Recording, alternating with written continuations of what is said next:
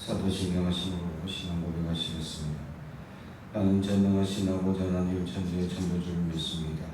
나는 내 유일하신 아들 우리 주 예수 그리스도를 믿습니다.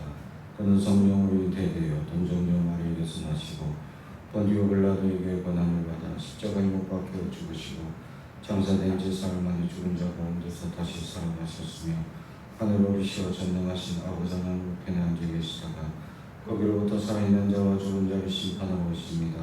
나는 성령을 믿으며 거룩한 공교회와 성도의 교제와 죄를 용서하는 것과 몸의 부활과 영생을 믿습니다. 아멘. 찬송가 425장입니다. 찬송가 425장.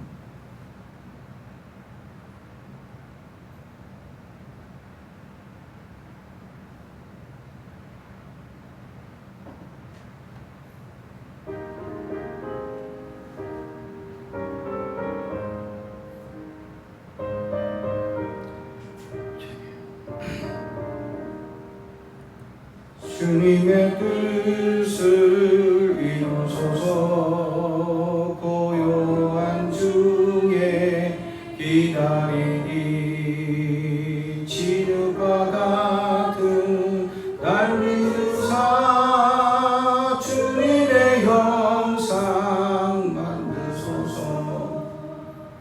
주님의 뜻을 이루소서. 주님 발 엎드리니 나의 마음속을 살피시사 눈보다 희게 하옵소서.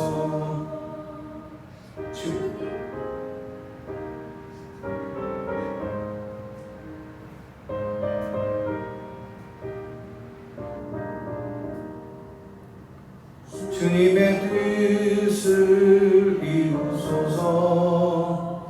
병들어 몸이 피곤할 때 권능의 손을 내게 펴사 강건케 하여 주옵소서. 주님의 뜻을 이루소서.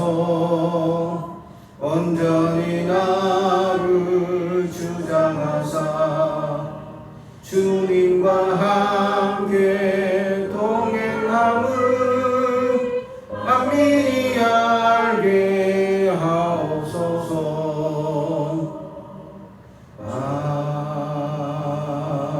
아멘. 오늘 우리에게 주신 하나님의 말씀은 욥기 11장입니다. 욥기 11장 1절에서 마지막까지 말씀을 저와 여러분이 한 절씩 교독하겠습니다.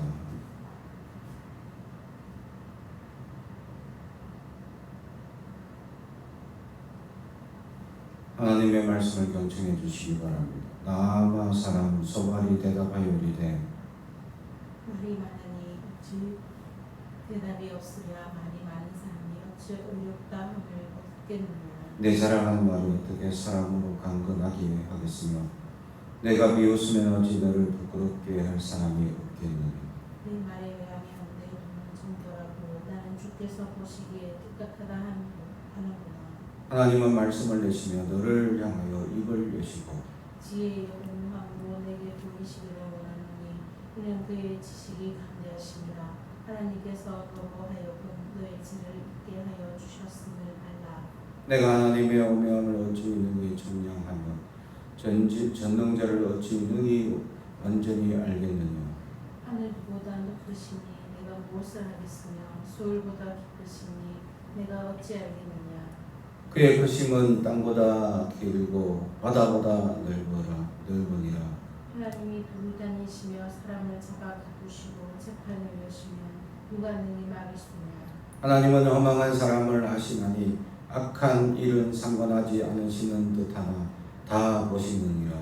허망한 사람은 지각이 없나니 그의 출생함이 들락이 습기 같으니라. 만일 내가 마음을 바로 정하고 주를 향하여 손을 들 때에 내 손에 제약이 있거든 멀리 버리라. 불의가 내 장막에 있지 못하게 하라. 그리하면 내가 반드시 흠없는 얼굴을 들게 되고 굳게 서서 두려움이 없으리니 곧 내 환난을 잊을 것이라. 내가 기억할지라도 물이 흘러감 같을 것이며 내 생명의 날이 대낮보다 밝으리니 어둠이 있다 할지라도 아침과 같이 될 것이요 내가 희망이 있으므로 안전할 것이며 두루 살펴보고 평안히 쉬리라. 내가 누워도 두렵게 할 자가 없겠고 많은 사람이 내게 은혜를 구하리라. 그러나 악한 자들은 눈이 어두워서 도모할 곳을 찾지 못하리니 그들의 희망은 숨을 거두는 것이니라. 아멘. 오늘도 하나님의 크신 은혜가 넘치길 주님의 이름으로 축복합니다. 오늘 말씀은 나아마 사람 소발에 대한 욥에 대해서 고발하고 있는 내용입니다. 그 첫 번째가 질책을 시작하고 있다라는 것이죠. 하나님께서 이 지금까지 함께 해주시고 사랑해 주시고 역사하셨는데 너는 하나님 앞에 불평과 불만을 하는구나. 그래서 말이 많다. 그러면 죄가 있다라는 증거다. 의롭지 못하다는 것을 나타내고 또 이 너를 부끄럽게 할 사람이 없겠느냐 라면서 너는 반드시 우리가 모르는 어떤 어둠에서 죄를 반드시 지었기 때문에 하나님의 징계가 임할 것이다. 그래서 너는 네가 보기에 깨끗하다 하지 마라 라는 것이죠.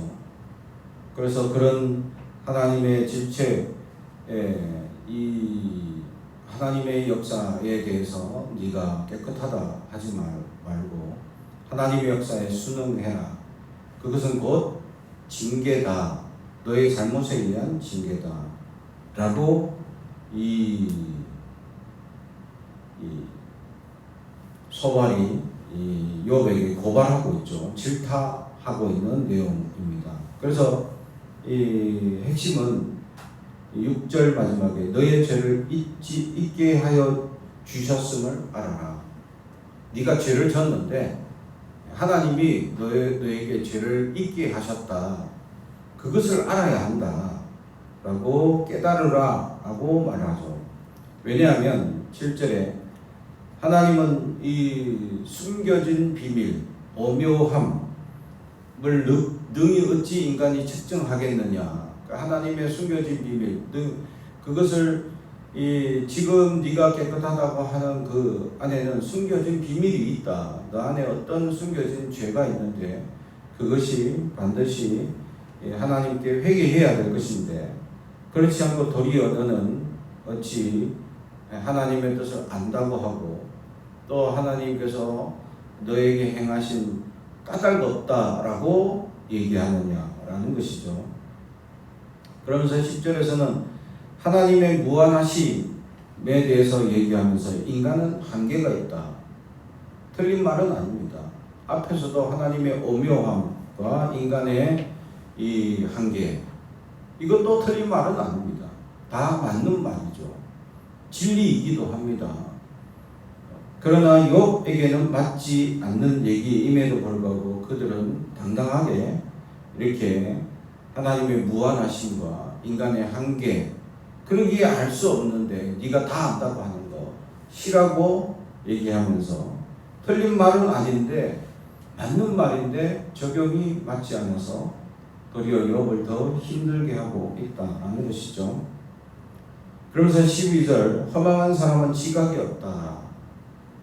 그래서 무지함에 대해서 너는 무지하다. 그래서 출생한 들나귀 새끼 같다. 방금 태어난 짐승 새끼이기 때문에 아무것도 모른다 라는 이 얘기를 하죠. 욥에 대해서 지금 네가 다 안다고 하지만 또 알 수 없는 까닭 없는 이 고난이라고 하지만 하나님은 알고 또 너는 무지하다라고 아주 지적을 대놓고 하고 있다라는 것이죠. 그래서 이제 이 자기가 본론적으로 핵심적으로 하고 싶은 말이 13절 만일 내가 마음을 바로 정하고 주를 향하여 손을 들 때에 항복합니다 라는 의미죠. 회개하라 라는 의미입니다. 그래서 회개하게 되면 이제 그로 하나님께서 함께 하신다, 도와주신다, 굳게 세워주신다, 두려움 없게 하신다 라는 말씀으로 쭉 설명하고 있다가 20절 마지막에도 그러나 악한 자들은 눈이 어두워서 도망하는 곳을 찾지 못하리니 그들의 희망은 숨을 거두는 것이다. 회개하지 않으면 희망이 없다. 소발은 틀린 말 하나도 하지 않았어. 맞는 말로만 계속 증언했습니다. 그러나 그것이 대상이 맞지 않는다. 그리고 맞는 말이라도 또 진실이라도 상대방이 듣지 않는다면, 상대방에게 해가 된다면 하지 않으면 못하다는 것이죠. 그러므로 우리는 그러한 연약한 이들 또 아파하는 이들을 향하여 무엇이 문제냐, 무엇이 어려움이냐, 어떻게 극복하느냐라는 해결점 또 이런 방법이기보다는 같이 아파하는 것이 가장 큰 위로가 된다라는 것을 보여줍니다. 맞는 말을 하는데 맞는 말이 그 상황에 맞지 않는 것, 또 우리가 진실이라고 하면서 사람들에게 상처를 주는 말을 하는 사람들이 너무 많다라는 것이죠. 상처를 주기 위해서 자기가 이 맞는 말을 하게 된다라고 또 시작하는 사람들이 있습니다. 그것 또한 문제가 있다라는 것이죠. 상처가 될 것 같으면 아예 하지 않는 것이 더 유익하기 때문이죠. 근데 우리는 상처가 될 줄 알면서도 말을 하게 되면 그 상대방이 더 힘들어할 수 있기 때문입니다. 그러므로 우리가 할 수 있는 것은 위로와 기도뿐이다라는 것이죠. 하나님이 역사하시고 도와주실 때, 그러면 그 사람이 완전히 정말 이 권면을 할 수 없느냐, 잘못된 이 죄악을 하는데 권면을 할 수 없느냐? 성경에서는 권면할 수 있습니다. 그러나 그것이 두세 사람의 증인이 분명히 나타나서 현저한 죄가 보일 때는 권면해야죠. 그 죄에 대해서 반드시 권면하고 회개하고 돌이키라고 말해야 합니다. 그러나 그 죄가 현저하게 드러나지 않고 내가 오묘하고 정말 판단할 수 없는 상황이라면 권면하지 않는 것이 더 낫다라는 사실이죠. 그리고 권면을 할 때는 이 신약에서도 두세 사람과 함께 가서 권면을 하라고 하죠. 옳지 않은 것이니까 우리가 같이 회개합시다 하고 이렇게 권면을 해 나가길 원하고 있었다라는 사실. 그러므로 우리는 하나님 말씀으로 권면하고 세워주는 하나님의 사람들이 되길 바랍니다. 세상에 많은 사람들은 자기가 죄악을 하고 있는데도 그 죄가 죄인 줄 모르는 사람들이 있습니다. 믿지 않는 사람들에게는 이 말씀이 전혀 해당되지 않습니다. 그들에게는 예수의 복음밖에 없죠. 그들은 무슨 말로 자기 이익만 구하는 사람들이기 때문에 어떤 말로 위로나 권면이나 또는 격려 아무것도 그들은 통하지 않습니다. 그들에게는 오직 이 복음만 전해야 될 대상이다라는 사실이죠. 사랑하는 성도 여러분, 우리가 세상에 살아가며 수많은 세상의 불의한 역사의 사람들을 바라보며 우리가 습관적으로 그들을 정죄하고 심판하는 마음이 다가오죠.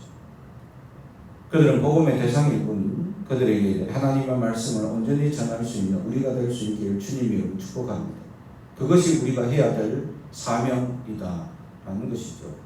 그리고 그들에게는 권면과 위로가 전혀 통하지 않기 때문이죠.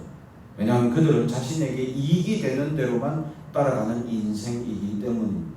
이익이 되지 않는다면 어떤 말로도 그들은 위로받지도 싫어하기 때문입니다.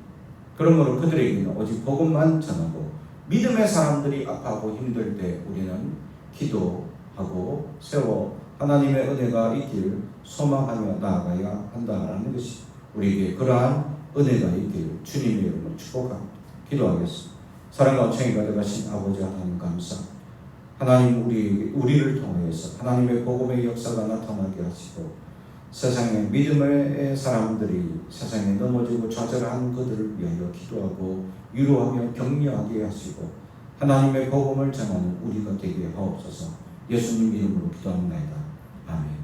하늘에 계신 우리 아버지 이름을 거룩하게 하시며 아버지의 나라가 오게 하시며 아버지의 뜻이 하늘에서와 같이 땅에서도 이루어지게 하소서.